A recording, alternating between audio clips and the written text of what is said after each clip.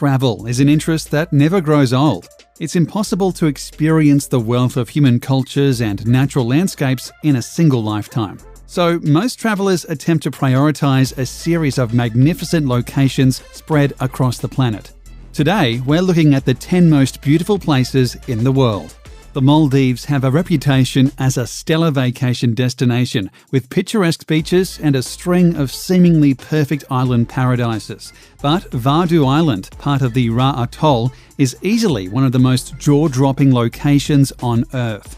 By day, it looks like any other holiday destination. With a population of only 500, the small island mostly caters to tourists and beachcombers. But at night, something spectacular happens. Through a process called bioluminescence, a population of microscopic plankton turn the ocean bright blue. Bioluminescence indicates that an organism can produce light independently. Stress caused by the movement of the sea and waves leads the plankton to emit light as a defense mechanism similar to some fireflies. The bioluminescent light has an electric blue neon color, radiating further as each wave breaks. The spectacular phenomena is one of nature's rarest events. It's so remarkable, Hollywood decided to feature the glowing shores in Ang Lee's award-winning film, Life of Pi, to illuminate the sea for the lost protagonist. Also known as the Sea of Stars, this occurrence in the Maldives depends on several factors, including the year's climate and the growth of the bioluminescent plankton. Nobody can predict when and where the event will occur. Vadu Island is the most well-known spot, but it can also be viewed on one of the other 1,200 islands in the Maldives under the right conditions. According to locals, the spectacular event is more prevalent from late summer to the end of the year, but these are just personal accounts. The exact time and location are likely to vary for different islands. Palawan is the largest island of the province of Palawan in the Philippines and the fifth largest island of the country.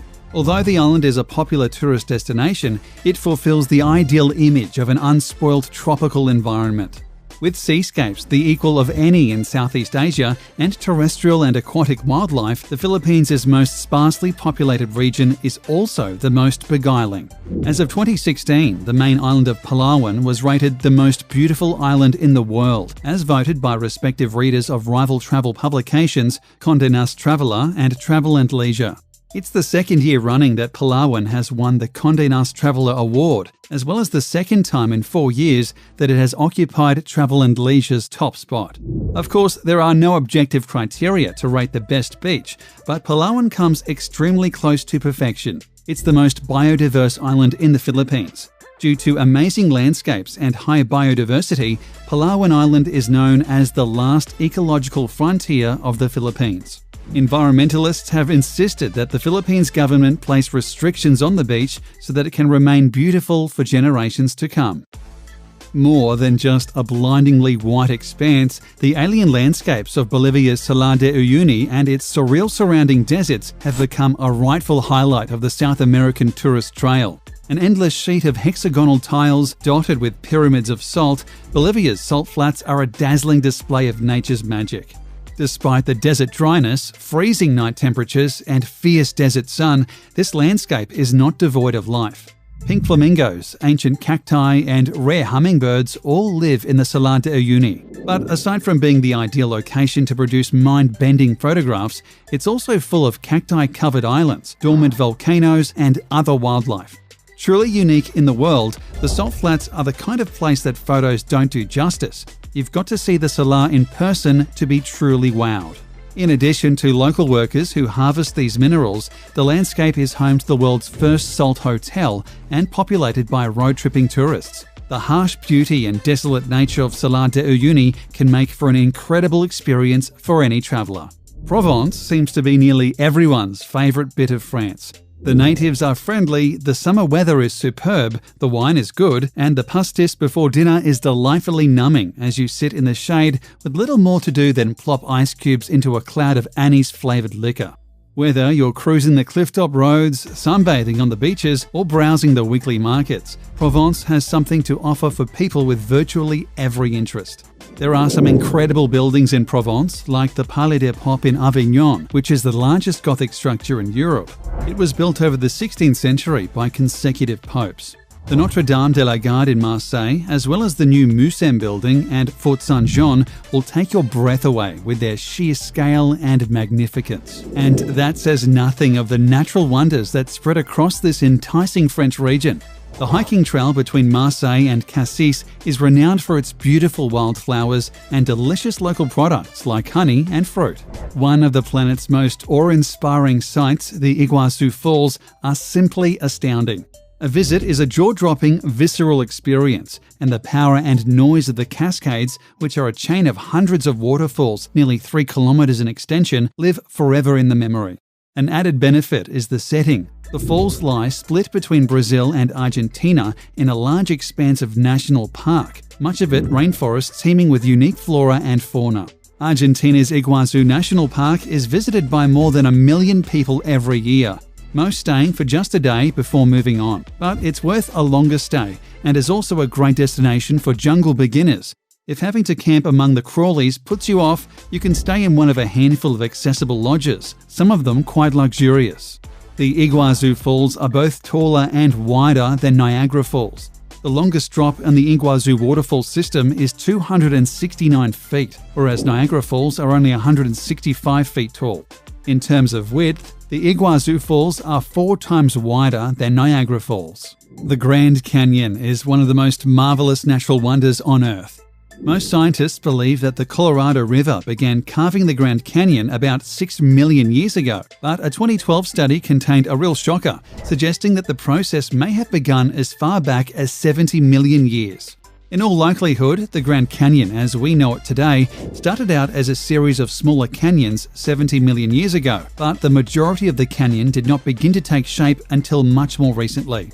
Nearly 40 identified rock layers form the Grand Canyon's walls. Because most layers are exposed through the canyon's 277-mile length, they afford the opportunity to study geological evolution through time. Stargazing in Grand Canyon is a special experience. The clarity of the night skies was recognized in summer 2019 when the park was officially designated as an International Dark Sky Park by the International Dark Sky Association.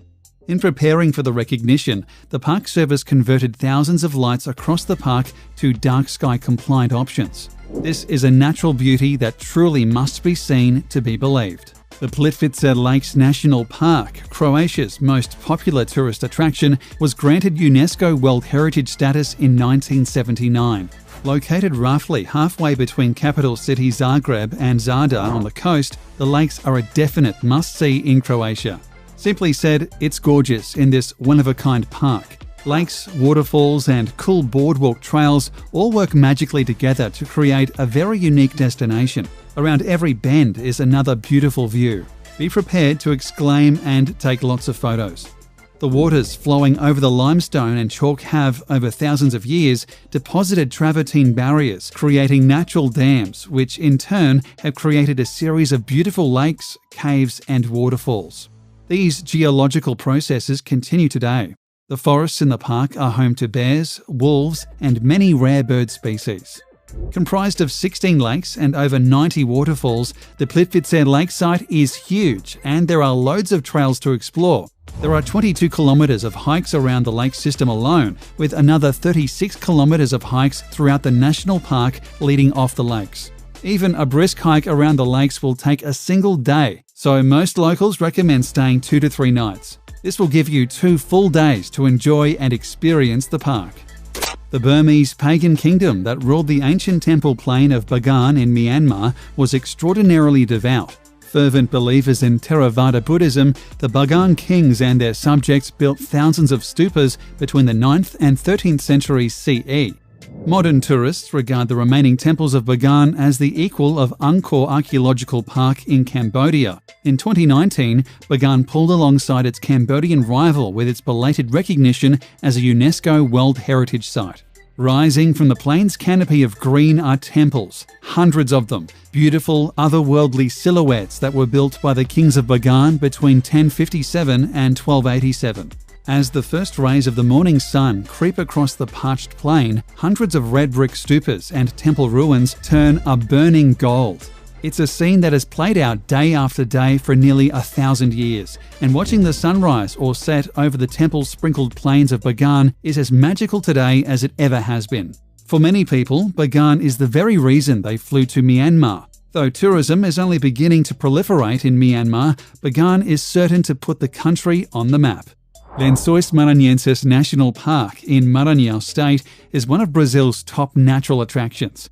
It's an ecosystem formed of white sand dunes which cover 383,000 acres and look like bedsheets, or lençóis in Portuguese, spread out on the northeastern coast. At first glance, it looks like a picture-perfect desert, miles and miles of sand with almost no vegetation.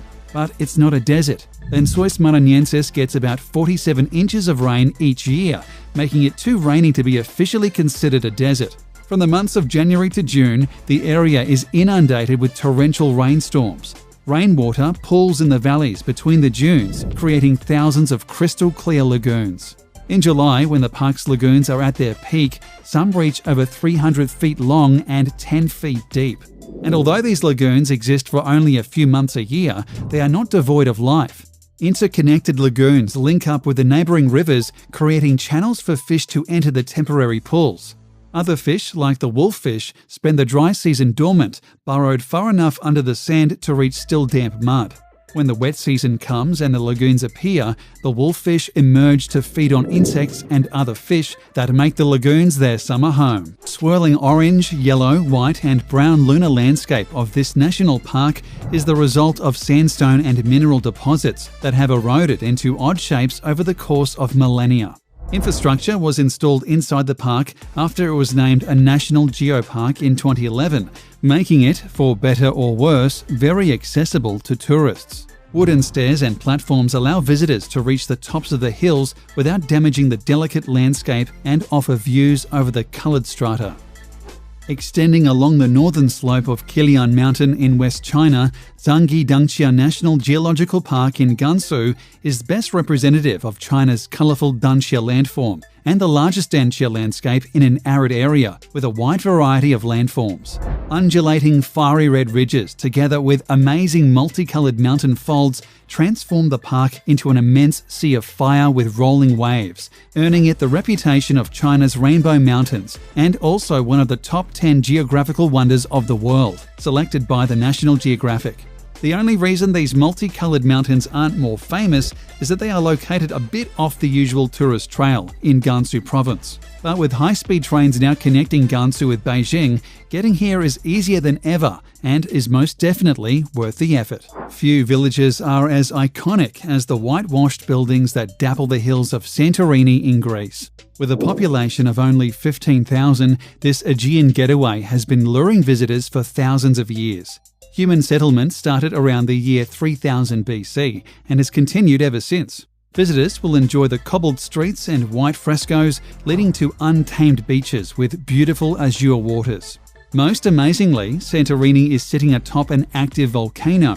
Red and black rocks create a wild landscape around the crater of Nea Kameni, a small island at the centre of the caldera.